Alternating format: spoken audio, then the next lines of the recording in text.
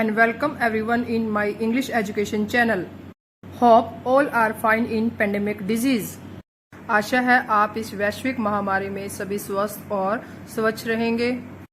आज हम पोएम पढ़ेंगे ए thing of beauty written by Johann Keats. Johann Keats was a British romantic poet. Although he trained as a surgeon, but Keats decided to be devote himself wholly to poetry.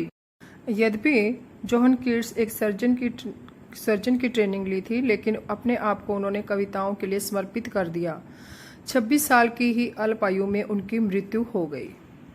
The theme of the poem is nature, beauty and youth. Keats loved beauty to the extent that he almost worshipped it. This excerpt was the poet's eternal love for beauty. Poem का main निचोड़ प्रकृति और सुंदरता है। Keats प्रकृति को इस हद तक प्यार करते हैं कि वो इसको पूजते हैं, और इस पोएम के अंदर उनके सुंदरता के प्रति शाश्वत प्रेम को दिखाया गया है। क्या सुंदर वस्तुएं हमें आनंद देती हैं? क्या सुंदर वस्तुएं खजाना है? चलो हम कविता की व्याख्या करते हैं। It writes, A thing of beauty is a joy forever. Poet यहाँ कहता है कि नेचर की परमानेंट थिंग्स हमें एटर्नल जॉय देती है, कि परमानेंट जो वस्तुएं हैं नेचर की वो हमें शाश्वत खुशी देती है। Its loveliness increases, it will never pass into nothingness. इन वस्तुओं का प्यारापन बढ़ता ही रहता है, यह कभी फेड नहीं होता. नथिंगनेस, वेस्ट या व्यर्थ, यह कभी भी व्यर्थ नहीं जाता. सुंदर वस्तुएं हमारी मेमोरी में स्टोर हो जाती है, अर्थात एक खजाने के रूप में हमारे पास संचित होती है. Next, but will keep a बोवर quiet for us and a sheep full of sweet dreams and health and quite breathing. लेकिन ये सुंदर वस्तुएं हमें शेडी ट्री की तरह क्वाइट रखती है, अर्थात शांत कर देती है, और यह शेडी प्लेस हमें सपनों से भरी नींद देता है. नींद से स्वास्थ्य आता है. A sound sleep results in good health of our body and mind. हमारे दिमाग में शांति आ जाती है.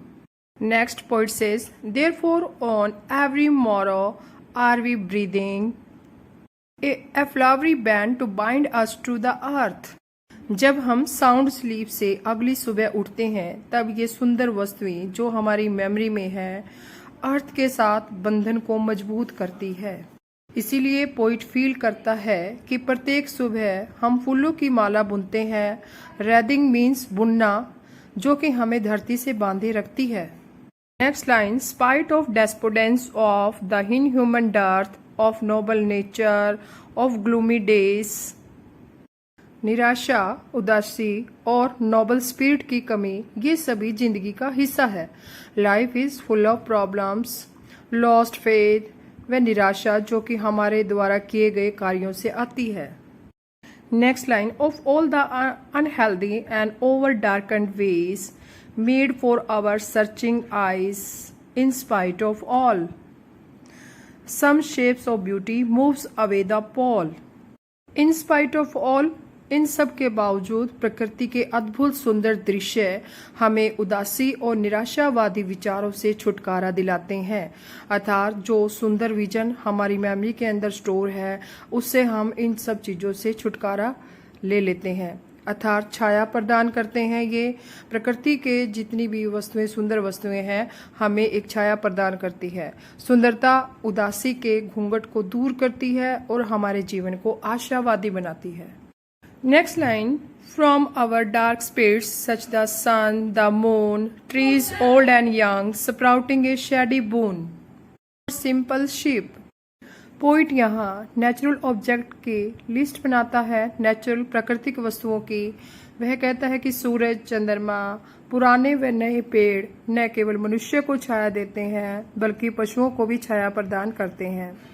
इसमें कवि ने सिंपल शिप के लिए भी एक शेडी बून को, पेड़ों की छाया को शेडी बून बताया है. साधारण भेड़ें भी अपनी ठंडक जो है इन पेड़ों के नीचे लेती हैं. Next, and such are daffodils with the green world they live in, and clear reels that for themselves a cooling covert make, against the hot season, the mid-forest break, rich with sprinkling of fair musk rose blooms. जैसे daffodil फूल इस हरे संसार में रहते हैं, इस हरे वातावरण में daffodil flower खिले हुए हैं और मन को शांति देते हैं. Cool and clear stream give us coolness in the heat of summer. छोटी और साफ नदियाँ या झरने हमें गर्मी के मौसम में ठंडा रखते हैं, अर्थात ठंडक प्रदान करते हैं. जंगल के बीच में मस्क रोज ब्लूम करता है. मस्क रोज एक फ्लावर है जो जंगल के बीच में उगा हुआ है और रोज की खुशबू देता हुआ वह अपनी खुशबू बिखेर रहा है. All these things which describe by Keats become eternal source of Joy and pleasure. यह सभी चीजें शाश्वत खुशी का खजाना हो जाती है किड्स के द्वारा बताए गए पौधों के द्वारा. In the next line poet writes, and such too is the grandeur of the doom. Poet कहता है कि डेथ में भी ब्यूटी है. डूम मीन्स विनाश, यानी कि नाश में भी अपनी एक सुंदरता है. Next line, we have imagined for the mighty deed all lovely tales that we have heard or red.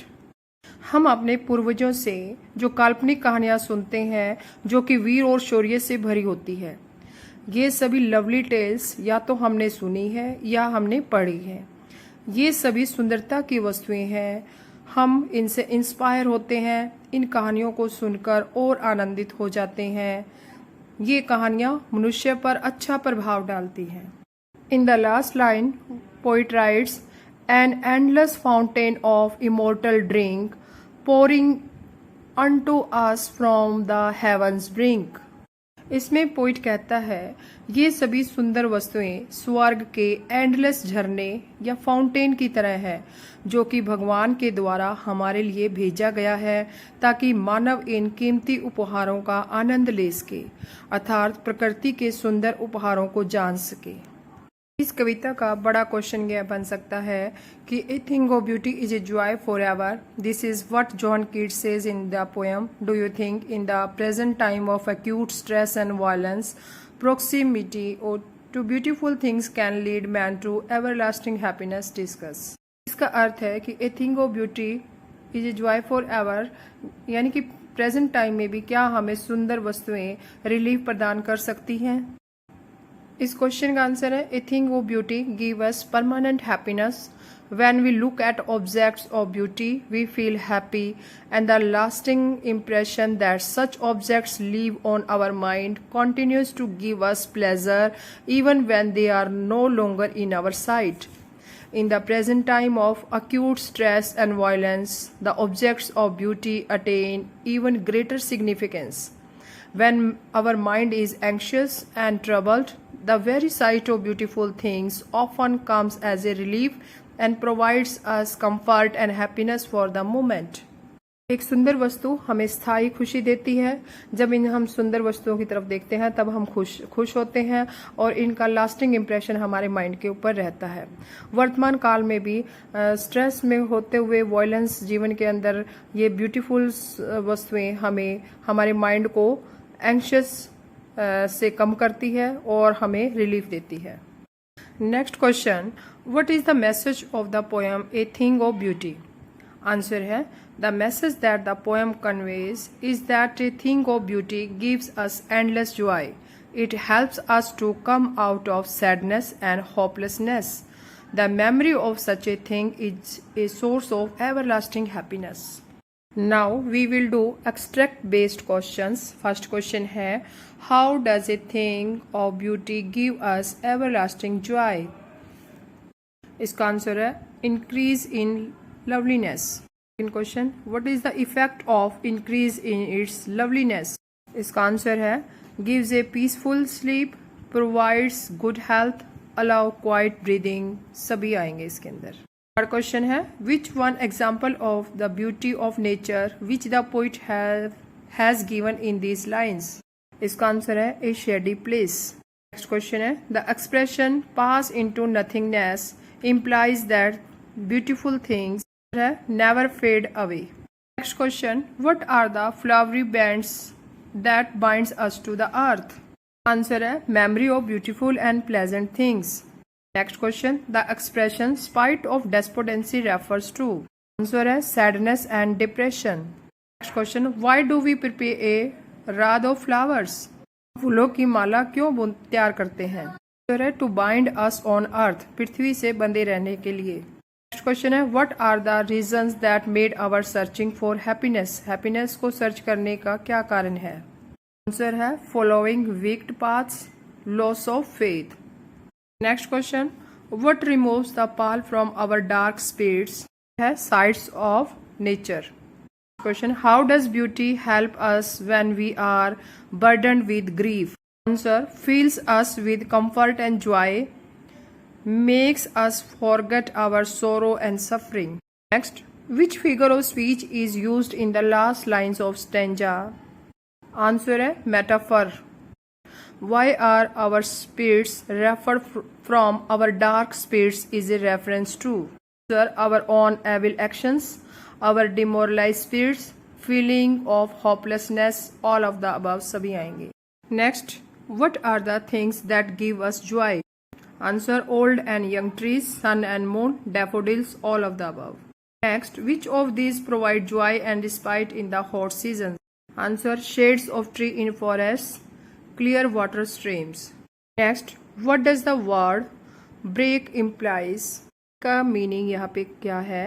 Answer है अंडर ग्रोथ ऑफ फैंस और बुश, बुश के नीचे, झाड़ियों के नीचे जो ठंडक बनती है। Next, describe the role of clear rills. Rills यहाँ पे स्ट्रीम, साफ नदियाँ।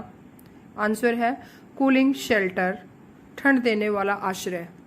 Next question, what is the thing of beauty mention in these lines. Answer, beauty in death, stories of ancestors, lovely tales, all of the above. Okay, next, what image does the poet use in these lines? Endless fountain. Next, what is the effect of the immortal drink on us? Sir, it brings everlasting joy. Next, what are the mighty deed referred to here? Mighty deed का यहाँ पे क्या संदर्भ है। Answer है great ancestors, हमारे महान पूर्वज। आशा